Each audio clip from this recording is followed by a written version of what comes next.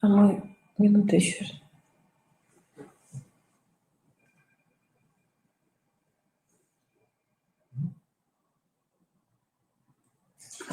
Добрый день, уважаемые коллеги. Мы продолжаем последний, уже завершающий 4-й день нашего международного методического семинара и приветствуем вас на круглом столе «Лидерство и наставничество в образовании». Мы обсудим российский и зарубежный опыт и перспективы и поговорим о целевой модели наставничества. А с нами сегодня работают Мария Юрьевна Чередилина, генеральный директор ОНО Центра методической поддержки наставничества «Мое будущее», Галина Владимировна Китай-Городская, ректор нашего института. К сожалению, профессор Эджингтон Уильям не смог с нами сегодня присутствовать, но тем не менее он передал нам свои материалы, и мы с ними сегодня поработаем. Уважаемые коллеги, мы бы хотели начать с такого небольшого интерактива. Один из приемов технологии развития критического мышления. Верно ли что? У нас есть несколько утверждений, и мы бы хотели сегодня обсудить эти позиции. Итак, первая позиция. Согласны ли вы с тем, что лидер и наставник – это части одного целого? В чате, пожалуйста, поставьте единичку и знак плюс или минус. Если вы согласны, то ставите плюс. Если не согласны, то ставите минус. Так, у нас начали появляться уже какие-то знаки. Уважаемые коллеги, нас с вами тут 40 с чем-то участников, 42 на данную минуту уже. Угу.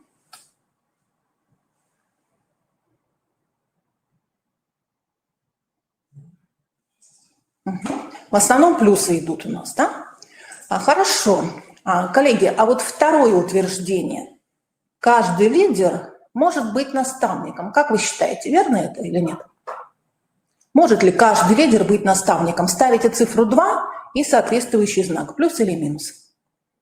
То есть если человек лидер в своей организации, либо в своей команде, то он может быть наставником для своих коллег.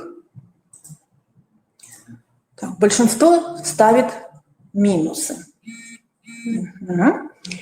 А насчет третьего утверждения, что вы думаете? Не каждый наставник является лидером. То есть бывают наставники, которые не становятся лидерами в своих коллективах.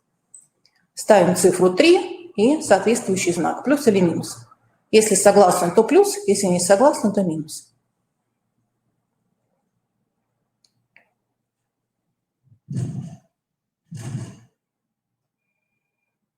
Угу.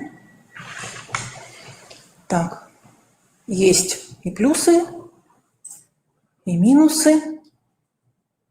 Угу. Хорошо. А с четвертым утверждением, согласны вы или нет? Наставничество – это инструмент лидерства. Ставим цифру 4 и значок плюс или минус. Наставничество – это инструмент лидерства.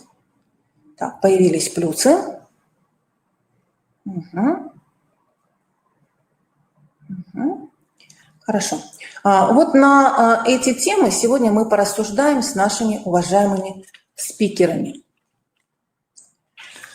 Начать нашу работу мы хотим с положений, представленных Лоис Захари. Это очень известный международный эксперт по наставничеству. Сегодня ее называют одним из 100 лучших лидеров.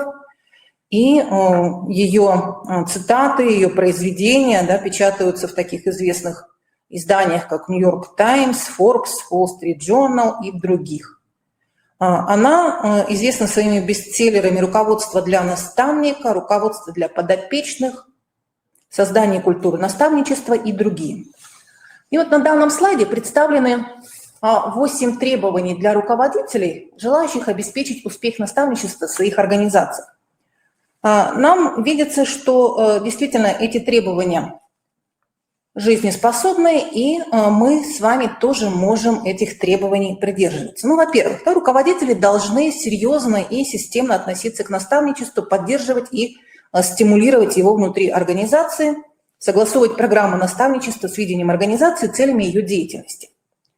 И при этом делать наставничество доступным для каждого сотрудника.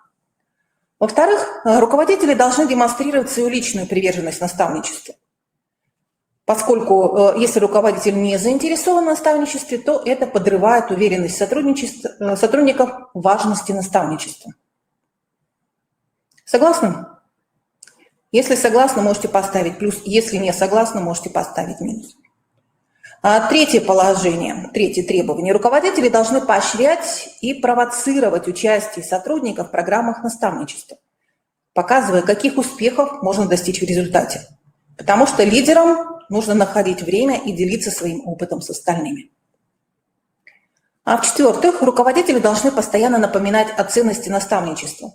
Значение наставничества должно ощущаться на каждом уровне организации. Руководители должны создать необходимую инфраструктуру, финансовые, человеческие, технические, информационные ресурсы для поддержки и развития наставничества. Это пятое требование. Шестое требование. Руководители должны принимать во внимание и обеспечивать преемственность наставничества.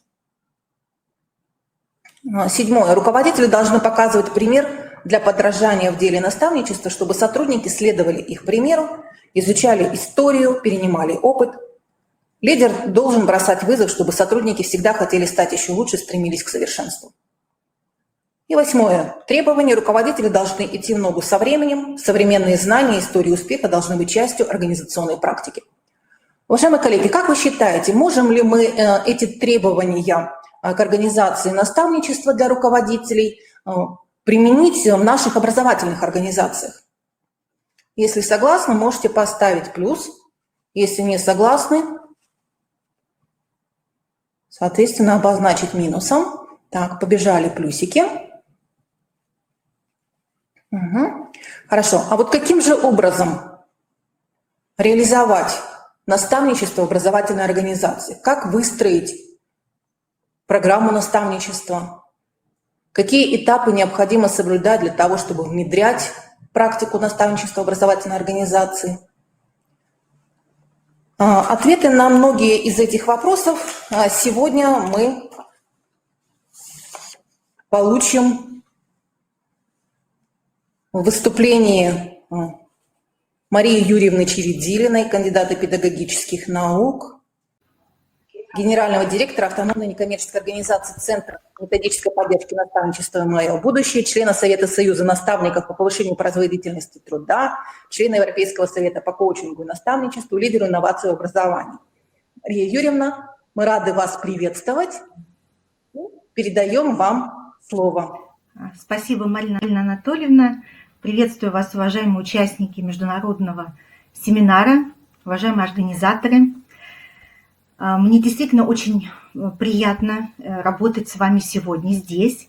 Ну и поскольку время уже достаточно вечернее, то хотелось бы, чтобы наш разговор больше походил на такую дружеский, профессиональную беседу, да, чем на какой-то очень строгий, очень умный семинар.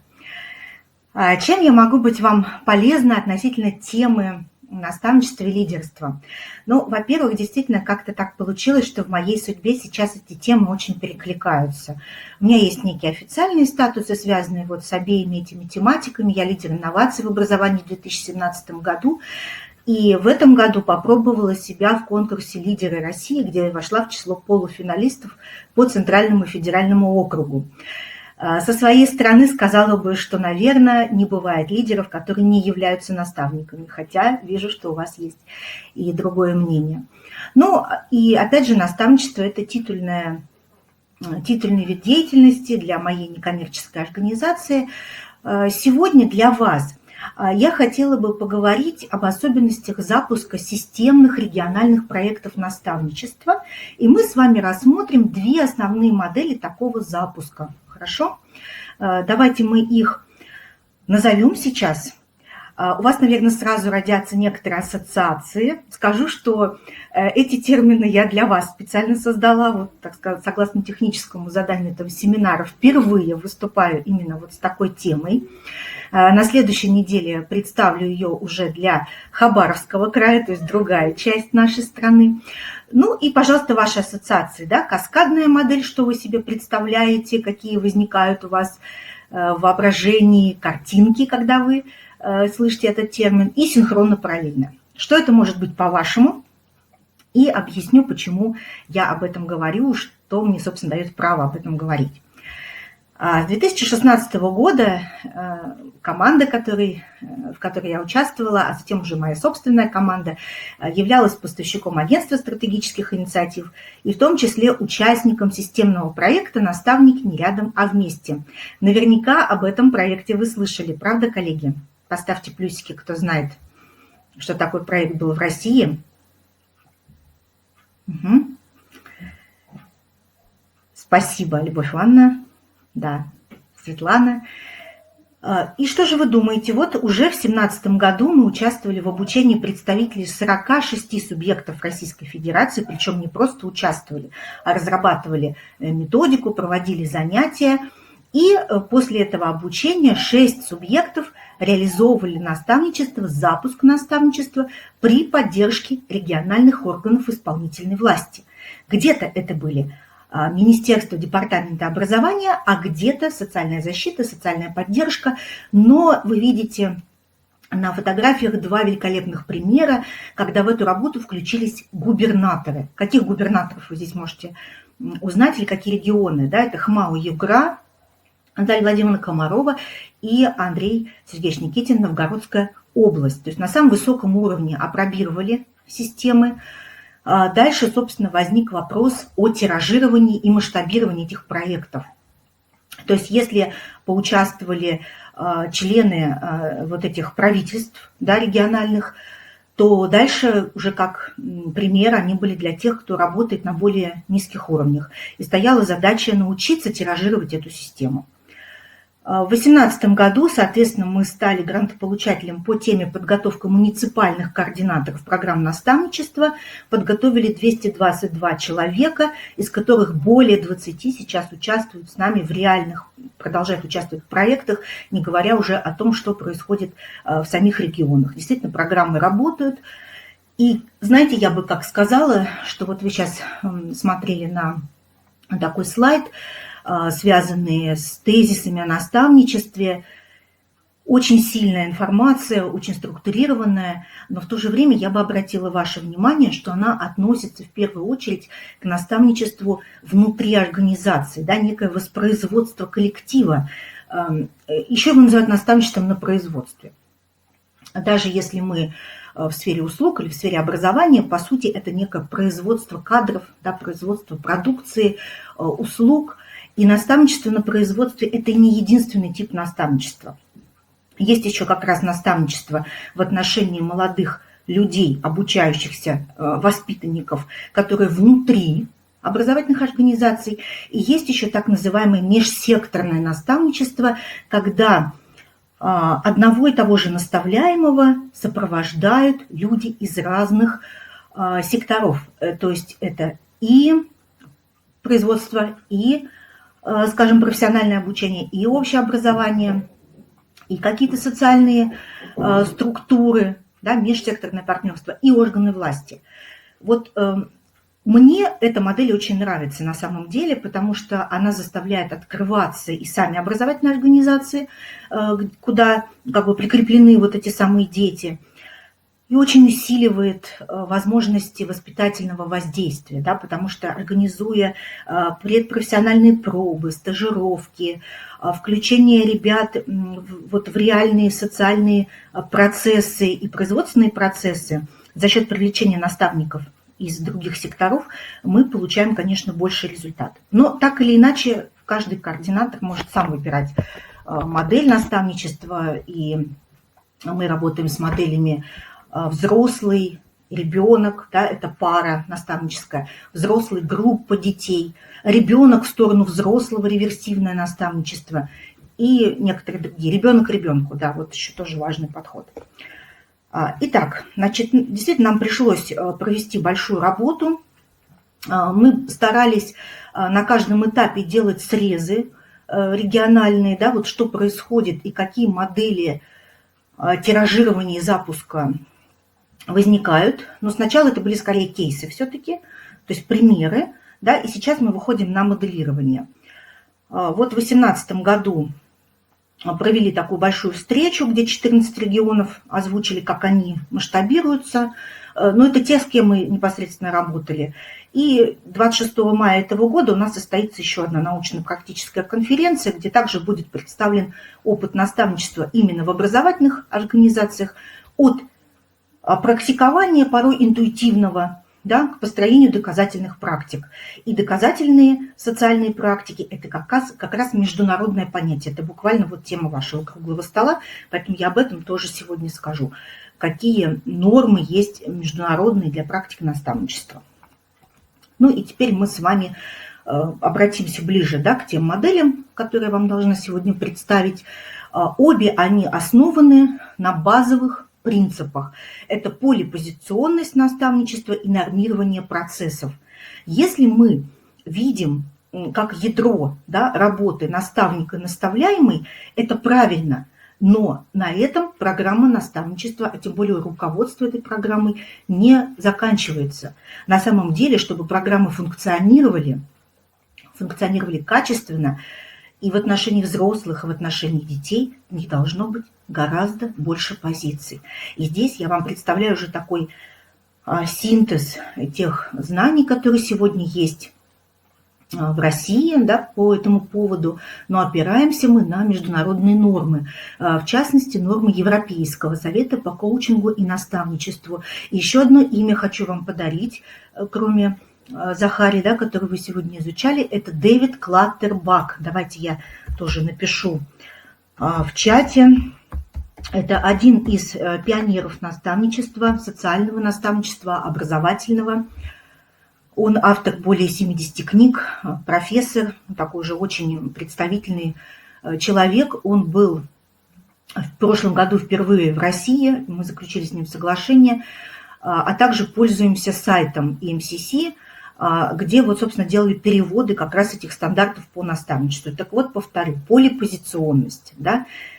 И первая фигура, которая как бы отвечает за то, что происходит в программе наставничества, это, конечно, не наставник, это координатор. Да? Это некий, ну вот даже руководитель не употребляют это слово, это координатор программы, плюс его команда. Если это наставничество такое педагогическое, социальное, то эти члены команды должны иметь соответствующую подготовку. Да, тьюторы, социальные педагоги, психологи, ну вот они здесь задействованы.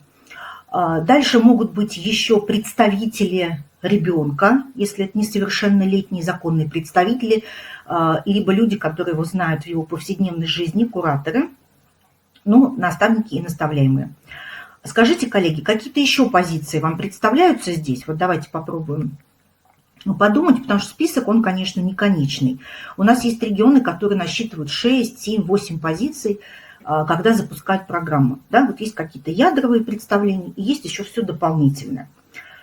Также формализуются процессы подбора и перевыбора пар наставник-наставляемый, ну, либо группы, если это наставник и группа, да, сколько таких людей, какой профиль у них, как они попадают в программу, это все формальные процессы. Процессы реализации, методики. Опять-таки сейчас, допустим, в арсенале нашей организации более 24 описано методик наставничества. Прекрасная целевая модель, которая появилась зимой, дает вам множество вариантов действий, да, мониторинговые процессы. Ну, вот процессы мониторинга и оценки тоже как раз международное такое требование, и я думаю, оно вам понятно. Поставьте, пожалуйста, плюсики, если все понятно, либо задайте вопросы. Коллеги, пожалуйста, спасибо. Ну и переходим к каскадной модели. Напишите, кстати, ваши ассоциации, да, со словом «каскадная», что вы себе представляете, потому что я картинку выбрала сегодня в интернете, разместила, сейчас на слайде она будет. Как вы себе представляете? Да, ну и, кстати говоря, вот как бы вы ни запускали программу, да, в каком варианте, в каскадном или синхронно-параллельном, вот для подготовки координаторов есть несколько таких модулей, которые, ну, я считаю, обязательны.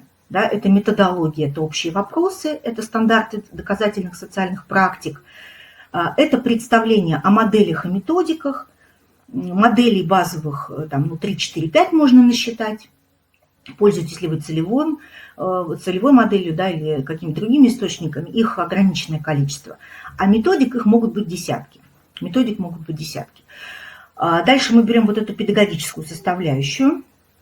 Значит, обзор на хотя бы координатор должен быть в курсе, потому что сам он может не представлять собой педагогического работника, да, у него может быть административная позиция, он может быть в каком-то комитете работать, быть ведущим специалистом в органах власти. Ну, то есть, в общем-то, здесь мы самые разные видим ситуации, поэтому основы педагогические мы даем. Затем сам процесс координации от предварительного этапа к подготовительному, к основному, к оценочному, да, вот вся эта циклограмма работы, как вести переговоры, как оформлять документацию, какие типы соглашений, это все изучают наши координаторы и, конечно, региональный опыт по России, потому что это просто бесценно, и анализ этих кейсов позволяет избежать множества ошибок, которые уже кто-то допускал, и теперь можно просто без них обойтись. Значит, эта программа у нас проходит на базе в дистанционном формате, но привязанная к лицензированной организации Институт современного образования города Калининграда. Ну, собственно, здесь очень простое объяснение. В прошлом году именно в Калининградской области было больше всего подготовлено координаторов, муниципальных координаторов программ наставничества по нашим методикам. 20 с лишним, 24 человека, по-моему. То есть каждый муниципалитет получил такого координатора. Ближайшая программа у нас вот через 3 недельки уже стартует. Значит, ну давайте, каскадная модель, не решились, да, написать какой-то свой образ, но у меня это образ такого водопада, да. Да, вот, одно направление другим. Следующий этап после завершения. Спасибо огромное, Светлана, успели. Может быть, задержка связи идет небольшая.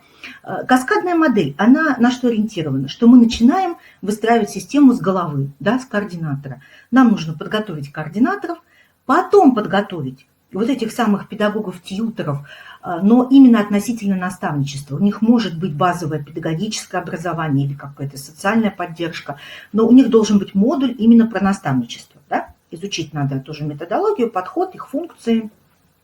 Пожалуйста. Потом мы должны известить организации, где находятся дети, особенно если это межсекторное партнерство, подготовить кураторов уже потихонечку, чтобы они начинали детей подбирать под программу. Наставники и наставляемые. Значит, что здесь важно? Вот когда мы в 2017 году начинали работать с координаторами, мы начинали с 3 аудиторных дней. Но это был такой, вы знаете, минимум, и вот регионы, вы видели, да, 46 регионов обучилось, а запустились от 6 до 12, там, смотря в каком году подсчитывать. То есть не очень большой процент, скажем так. Я думаю, что как раз не хватило обучения, то есть не хватило вот этой информации, но мы тогда были не готовы учить в полном объеме. И это все было достаточно быстро сделано. Вот. Поэтому вот сейчас мы уже понимаем, что да, это 2-3 месяца работы дистанционной, тогда человек все осваивает. Но какой бы вы ни выбрали формат, вы справитесь, да, то есть вы должны определиться, вот какой минимум подготовки координатора. Дальше есть тьюторы.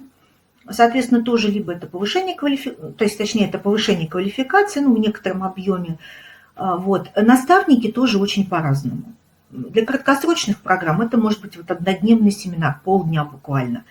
Для долгосрочных, если вы, например, возьмете программу международную «Старшие братья и старшие сестры», там 36 часов у наставника. То школа наставника может иметь разную продолжительность. Опять же, я сейчас беру только стартовый модуль, коллеги. Потому что наставник, он, когда уже взялся работать, он потом еще проходит до обучения, супервизии, да? Это могут быть фокус-группы, баллинтерские группы, консультации. Мы их сопровождаем. Но вот чтобы он хотя бы начал, ему нужен какой-то вот кусочек тренинга, значит, минимальный. Поэтому пока обсуждаем минимальный.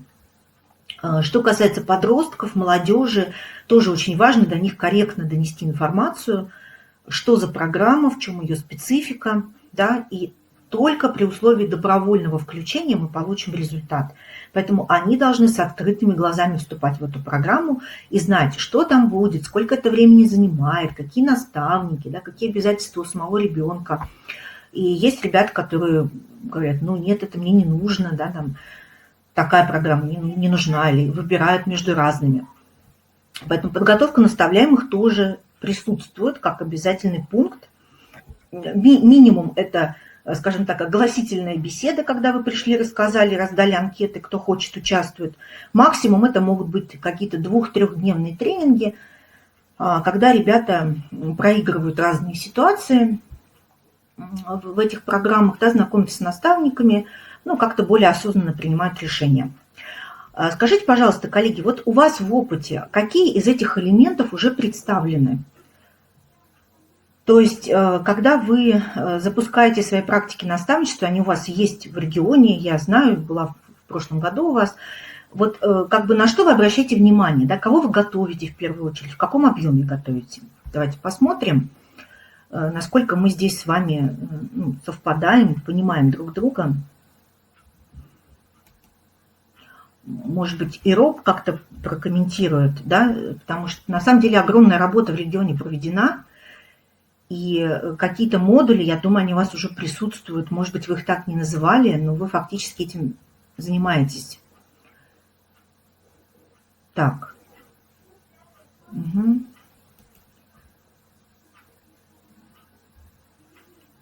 Давайте я чуть подожду, пока появится. Значит, у нас, ну, опять-таки, это все уже отчуждаемое, да, есть сценарий и так далее. Если интересно, я могу, кстати, прислать вот этот модуль по подготовке наставников, 6-часовой модуль, практически там описание игр, описание информации основной, которая дается, структуры. Если вам нужно, то можете, например, воспользоваться этой методичкой. Да, спасибо, пришлем. Значит, вторая, да, модель синхронно-параллельная. Сразу скажу, что она у нас возникла позже, и мы ее рекомендуем тем регионам, где уже прошли хотя бы первые циклы программ наставничества. То есть если вот те запуски, да, каскадные, они такие пилотные, вот всех подготовили, люди начали работать. Потом накапливается критическая масса людей, которые уже прошли через программы. Это выпускники этих программ, это наставники, которые уже отработали полный цикл, это тьюторы, которые понимают, да, что какие сложности, какие кейсы возникают. И, конечно, самые опытные координаторы. Поэтому стартовое событие в синхронно-параллельной модели делается для всех сразу, но новички, которые собираются, они получают поддержку старичков, которые тоже туда приходят и уже делятся опытом. То есть на эти события мы приглашаем и наставляемых, вот, и взрослых, да, в разных категориях, и СМИ, и органы власти. Это может быть такое достаточно представительное собрание, если все муниципалитеты, например, в регионе, то, скажем, 3-4 человека взрослых от каждого муниципалитета, плюс заезжают дети. Конечно, здесь требуется особый подход к организации, да, потому что уже тогда режим работы и терминология какая-то, и философия события должны быть ориентированы на то, что там присутствуют дети. И это, кстати, очень важно, потому что когда мы делаем сессию «Портрет наставляемого», а у нас, например, в категории наставляемых это дети в конфликте с законом, и они сидят тут же, то вы представляете, каким надо обладать педагогическим тактом, да, каким уровнем рефлексии. Вот у нас приходит, допустим, руководитель КДН, там, муниципальный или региональный, она должна рассказать цифры, она должна рассказать, почему дети попадают в эту ситуацию, а они сидят здесь же. И это такая проверка, и вы знаете, все, где мы делали эти события, их уже более 10 прошло, все проходят очень качественно. И когда наставники видят, да, вот вернусь к той же сессии, портрет наставляемого, что ребята выходят и показывают свой портрет, это альбом, ну, большой лист, вот этот ватман, и там такой нарисован такой ежик, человечек-ежик, да, которому страшно, который, ну, как бы не находит своего места в социуме, там просто слезы на глаза наворачиваются, и наставники очень хорошо понимают, с каким контингентом им дальше работать. То есть они не абстрактно на семинаре или модельно, да, обсуждают, что это за ребята, И можно им видеоролики показывать, игры ролевые и так далее. Но когда приходят конкретно эти дети, будь они со статусом одаренные или трудная жизненная ситуация, или вот, просто школьники, ученики какого-то возраста, это, конечно, встреча совершенно потрясающая, она всех очень обогащает. Как вы думаете, сколько такое стартовое событие должно длиться, чтобы оно дало результат, все успели познакомиться, пройти какие-то тренинговые форматы? Туда же можно включить праздничные элементы, например, сертификацию участников прошлых наборов, да, то есть представление кейсов, поздравления, значит, подарки. Ну, обычно это не материальные какие-то, а такие тоже, скажем, грамоты, да, наставникам, которые участвовали на предыдущих этапах. Вот сколько бы вы дали времени для такого стартового события, для всех разных форматов? Пожалуйста, какие гипотезы? Потому что мы это проектировали очень долго, и нам хотелось, чтобы было хорошо. Есть тоже описание, есть навигатор базовый, и регионы работают неделя. Угу, спасибо. 2-3 часа. Угу. Да, ну на самом деле, конечно, опять-таки, условия у всех разные. И очень здорово, что у нас появляются такие разные ответы. Мы выбрали 2-дневный формат. То есть за это время мы успеваем разобрать полдня теорию, методологию наставничества, да, потом практически полдня разные модели попробовать, например, взрослый, ребенок. На второй день другие модели. Ребенок ребенку, да, или продуктивная деятельность как основа наставничества, когда у нас есть один наставник и группа детей, и там приезжают, скажем, туристы, которые показывают наставничество в серфинге, да, или там туристической деятельности в широком смысле. Или приходят вот боксеры тоже, у которых наставническая секция бокса, потому что наставническая секция и спортивная секция немножко разные истории. Да? В спортивную мы берем строго тех, у кого высокий болевой порог, и кто рассчитывает на победы, а наставническая открытая площадка принимает любых детей. Когда у нас приходит, значит, специалист и говорит, что он взял в секцию по боксу мальчика с хрупкостью костей, да, это как раз о том, что он ответственно занимает позицию наставника. Он не поставит этого ребенка в спарринг, но этот ребенок получит опыт тренировок, какого-то, ну, такого волевого, да, действия. Это очень важно. Поэтому здесь мы отличаем просто доп. Образование от наставничества. Да, ну вот Татьяна Николаевна ближе всех оказалась к как бы контрольному ответу, так скажем, 1-3 дня, но это не мешает вам делать другие свои модели. Значит, дальше мы сказали, вот произошло синхронное событие большое, да, шапочка такая. Дальше, естественно, пошли в параллель отдельные события там, для наставников, потому что вот они посмотрели на детей, у них возникли вопросы. Через неделю встретились с тьюторами и спросили, а что же все-таки делать? Да, у него такие вопросы возникли. И это, может быть, при детях нельзя было обсуждать. Хорошо. Какие-то потом уже более мелкие совместные события. Куда-то поехали, что-то провели, да, там есть у нас годовые праздники, Новый год, 8 марта и так далее. И итоговое событие, если привязываться к учебному году, это где-то май, июнь, некий бал, опять региональный бал наставничества. Ну вот в этом году, сами понимаете, да, что немножко не удалось нам как бы этот цикл завершить в таком формате, как мы хотели. Но тем не менее. Значит, основные цели стартового события – это подготовить группы участников, познакомить с международными, региональными, российскими документами. Вы знаете, что в ряде регионов действуют, например, документы, связанные с деятельностью общественных воспитателей, да, это законы региональные, их к наставничеству привязывают. Ну, вот сейчас есть общая целевая модель, пожалуйста. Собираем запросы, потому что мы можем думать одно, а людям нужно другое, да, они могут это за 2 дня все озвучить, рассказать. И это вычленение ядровой команды, то есть тех, которые будут действительно потом, ну, как говорится, не за деньги, да, а за... Ну, разделяют эту ценность и будут потом координатору помогать, потому что работа большая, помогать в дальнейшем и развитие сообщества. Группа участников в полипозиционной встрече, как я уже сказала, от 5 до 8 групп, например, наставляемые, наставники, тьюторы, кураторы, общественность, координаторы. Ну, вот одна из возможных схем. Здесь перечислено, кто приходит.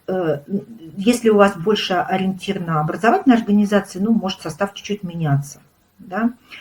Также ценно бывает, когда присутствуют законные представители детей, это родители. Вот некоторые фотографии. Рассказывать можно очень долго, но поскольку у нас время ограничено, чтобы вы представили ткань этой работы, ее реальность, вы можете пользоваться спокойно вот видео, которые у нас собраны с 2018 года. Значит, вот тиражирование 5 схем кейсовых таких, да, еще не обобщенных в 2 большие модели, про которые я говорю. Мы обсуждали с регионами, допустим, как найти ресурс наставничества в отдаленной территории, труднодоступной. Но здесь имелось в виду вот на селе, но сейчас в условиях как бы ограничительных мероприятий, да, вообще многие проблемы актуализировались. То есть вообще как запустить программу, если дефицит ресурсов? Нет наставников, нет поддержки администрации и так далее, и так далее. Результаты работы школы наставника и тьютера в Ярославле – это скорее каскадная модель и полипозиционно-региональная школа наставничества, подробный разбор 2-дневной программы. Калининградская область участвовала в выступлении. Гагина Маргарита Борисовна, руководитель одного из подразделений РАИВа. Поэтому там очень серьезное такое представительство. Как я уже говорила, она подробно рассказывает в этом видео среди других спикеров о том, что дает это региону и как это работает. Вот, наверное, на этом я хотела бы сейчас остановиться. Я буду рада вопросам. Если они есть, и в заключение дарю вам вот такую замечательную летнюю картинку. Я ее взяла тоже сегодня из интернета, но там указано, что это Иван-чай из Республики Коми. Поэтому желаю вам всем продуктивного, интересного лета, успехов, здоровья и, конечно, сохранения профессионального интереса в любых условиях. Мария Юрьевна, мы благодарим вас за такое содержательное выступление. Уважаемые коллеги, если у вас есть вопросы к Марии Юрьевне, можете задавать их во вкладочке «Вопросы». Мария Юрьевна, наверное, будет с нами до конца нашего круглого стола и, возможно, в конце еще раз подключится для того, чтобы на ваши вопросы ответить. Ну и если мы вернемся к нашим вот этим предположениям, да, Мария Юрьевна с нами будет. Каждый лидер может быть наставником. Мария Юрьевна свое мнение высказала. Галина Владимировна, а ваше мнение какое? Да, спасибо, Марина Анатольевна. Добрый день, уважаемые коллеги. Я рада приветствовать участников проекта «Эффективная школа». Мы с вами осознаем, что целевая модель наставничества для нас сегодня является драйвером повышения качества образования в республиканской системе образования, и поэтому нам, конечно, необходимо понять, мы осознаем ли, что наше лидерское сообщество, например, наши школы-лидеры, которые принимают участие в нашем проекте, они являются наставниками. И здесь я бы хотела, конечно же, все-таки обратиться к той целевой модели наставничества, которая сегодня внедряется в Республике Коми. А с другой стороны, мы понимаем, что в Республике Коми практики применения модели наставничества, они очень разнообразны. В нашей республике на протяжении последних 5 лет реализуется модель наставничества в рамках проекта «Молодые педагоги». Интересные наработки, образовательные практики мы применяем именно в контексте повышения качества образования для именно школ, которые участвуют в проекте «Эффективная школа». И вот в этом проекте мы работаем по модели наставничества, и у нас модель, она действительно сегодня связана с некоторыми международными практиками, когда у нас школьная команда, школы-лидера, принимает позицию наставника для школы участника проекта. И школа-участник проекта – это наставляемый. Поэтому, коллеги, есть там, конечно, что обсуждать, есть над чем еще задуматься, но мы сегодня хотим вам представить тот материал, который необходимо осознать с точки зрения принятого решения на уровне Министерства образования, науки и молодежной политики Республики Коми.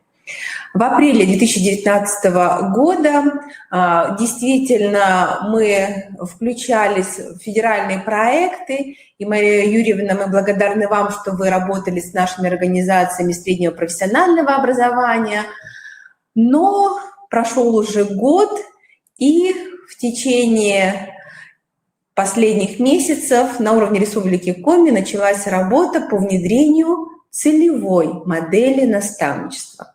Уважаемые коллеги, представители нашей республики, нам необходимо сейчас вспомнить приказ Министерства образования, науки и молодежной политики Республики Коми от 30 апреля о том, что в Республике Коми начинается внедрение именно целевой модели наставничества. Да, можно. Да, целевой модели наставничества. Данная целевая модель, она рассматривается именно как федеральная установка, но очень правильно Мария Юрьевна отметила, что, конечно, нам необходимо при внедрении целевой модели наставничества участвовать именно в тех процессах, которые для нас уже являются понятными, известными с точки зрения тех региональных инициатив и того регионального контекста, который для нас важен. Поэтому в контексте наших стратегических сессий, уважаемые коллеги, мы с вами говорили о том, что мы будем включать целевую модель наставничества в наши региональные проекты, такие как «Современная школа», «Учитель будущего», «Молодые профессионалы». И вот именно в этом контексте, уважаемые коллеги, я хотела бы продолжить с вами именно диалог и беседу. Итак, основные смысловые контексты, которые мы с вами обсуждаем в рамках проекта «Эффективная школа». Коллеги, я еще раз внимание обращаю. Мы работаем сегодня с участниками проекта по поддержке школ с низкими образовательными результатами. Данный проект включен в региональный проект «Современная школа». И, конечно же, две основные смысловые линии. Первое – это повышение уровня профессиональной компетенции наших педагогов через известную нам модель, которая тоже представлена в целевой модели – это учитель-учитель. И я напомню, что внутри данной модели различные роли. Это, конечно же, как Марина Анатольевна провокационно меня и спрашивала, наставник – это лидер, если мы говорим о педагоге, либо в данном случае наставник воспринимается нами только как человек с опытом. Коллеги, мы такой вопрос задавали нашим молодым педагогам. И у нас традиционно работает, конечно, такая ролевая модель учитель, опытный учитель и молодой учитель. Коллеги, поделитесь информацией, какие модели вы используете в своей организации в рамках именно модели учитель-учитель. Я буду продолжать, вы, я думаю, что информацию в чате представите. И внутри данной модели, начиная с этого года, мы постараемся отработать еще одну модель. Это учитель, который понимает, осознает, а может быть не осознает свои профессиональные затруднения, и учитель, который может стать наставником именно для данного педагога. Итак, посмотрите, это другая ролевая позиция. Итак, учитель, да, вот вы пишете, конечно, для нас традиционно опытный учитель, молодой учитель. Но нам необходимо с вами, именно как с участниками проекта, выстроить именно эти ролевые позиции. Педагог с профессиональными затруднениями, дефицитами и педагог-наставник. И вот здесь, коллеги, конечно, для нас очень интересен опыт и Марии Юрьевны по формированию тех педагогических практик, которые позволяют, первое, выстроить систему взаимодействия между педагогами. Это могут быть два опытных педагога, но я привожу пример.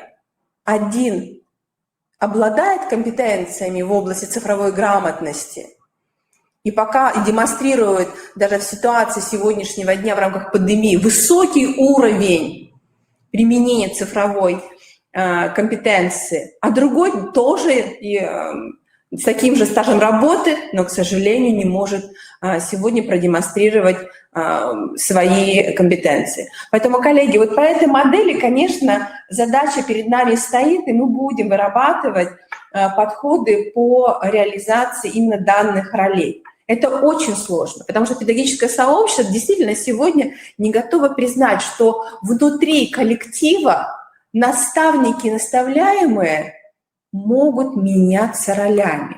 И для нас это на самом деле интересная и методологическая позиция, которую мы будем определять. Конечно, с точки зрения наставничества, если мы говорим именно о самих понятийных рядах, наставничество – это универсальная технология передачи личностного, жизненного, профессионального опыта, знаний, формирования навыков. И очень важно, даже у нас уже круглый стол, в рамках очного, конечно, заседания мы бы с вами немножко по-другому построили, но, конечно, хотелось бы с вами обсудить и понять, может ли внутри организации, здесь мне интересна даже позиция Марии Юрьевны, вот именно роли меняться у наших педагогов. Он может быть в одном случае наставником, в другом случае наставляемым. Вот такие провокационные вопросы даже нам задавали в рамках нашей стратегической сессии. Коллеги, и у нас ответа не было, потому что действительно мы к этому должны быть готовыми взять на себя роль наставника. И опытный учитель сегодня, коллеги, готов быть наставляемым? Как вы думаете? Готовы ли вы принять на себя эту позицию, что у меня будет наставник с таким же стажем работы, с таким же жизненным опытом, но с другим профессиональным опытом? Поэтому, коллеги, здесь надо обсудить, и даже интересно, на самом деле, да, вот спасибо, Мария Юрьевна, конечно, вот эта смена ролей – это важный показатель в оценке наставника, да, это очень интересно. Передача опыта по ситуации, реверсинг, да, коллеги, поэтому, конечно, вот здесь очень важно уметь на себя принять эту роль именно по модели учитель-учитель. Конечно, уважаемые коллеги, нам очень важно сегодня, когда мы говорим именно о модели наставничества, соотнести свою цель с тем результатом, который требуется на уровне Российской Федерации. Я сразу хочу вас предупредить, что сегодня на уровне Республики Коми выстраивается технология назначения кураторов в рамках каждого муниципального образования и государственной образовательной организации. Коллеги, меня интересует даже наше информационное поле. Знаете ли вы о том, что сегодня на уровне Республики Коми уже сформирован реестр кураторов по внедрению целевой модели, что от каждой организации, государственной и муниципальной, уже, коллеги, назначены кураторы, которые будут отвечать за результативность внедрения целевой модели. Мы вчера данную базу передали в министерство. То есть от каждого управления образования такая информация поступила. Коллеги, вы представители образовательных организаций. Знаете ли вы, кто стал, кто стал куратором внедрения целевой модели? Отлично, спасибо. Информационное поле работает. И профессионально, я думаю, что это очень важно, что вы знаете. Очень хорошо, спасибо. И, конечно, вот когда мы говорим, даже мы видим, что уже куратор вместе с нами работает, очень хорошо, мы рады. Итак, уважаемые коллеги, конечно, ожидаемые результаты. Спасибо, коллеги, за активность, спасибо, что вы с нами. Буду сразу анонсировать несколько семинаров, которые будут проходить в дистанционном режиме летом. Часть семинаров, мы надеемся, мы проведем и очно, но уже осенью. Коллеги, очень рады, что все мы знаем. Отлично. Итак, когда мы говорим об ожидаемых результатах для участников, Внимание хочу обратить на 5-ю позицию, которая представлена на слайде. Мы на протяжении 3 дней международного семинара постоянно с вами обсуждали, что сегодня мы находимся в процессе педагогической трансформации. Профессиональные компетенции педагога, они действительно сегодня находятся на стадии формирования и осознания, какими сегодня компетенциями должен обладать педагог 21 века. Конечно, мы говорим и о hard skills, и о soft skills. Мы говорим именно о компетенциях универсальных. И все-таки позволю себе еще раз сказать, что педагог тоже должен обладать всеми компетенциями в части функциональной грамотности. Поэтому, конечно, очень важно, чтобы рассмотрение модели учитель-учитель, оно было связано не только с предметными компетенциями, не только с методическими компетенциями, а очень важно, чтобы модель учитель-учитель сработала и на те важные ценностные ряды, которые сегодня формируются у современного педагога. Вот одно из важных качеств современного педагога – это включение в процесс непрерывного профессионального образования. Коллеги, мы очень рады, что вы с нами. Действительно, вы приняли решение сегодня, именно в это время, принять участие в семинаре. Административно вас никто не принуждал. И это действительно одна из важнейших позиций — принимать самостоятельные решения и включаться в процесс непрерывного профессионального образования через различные формы неформального образования. Вторая позиция — это навык интеграции в новые среды. Модель наставничества для нас — это тоже новая среда.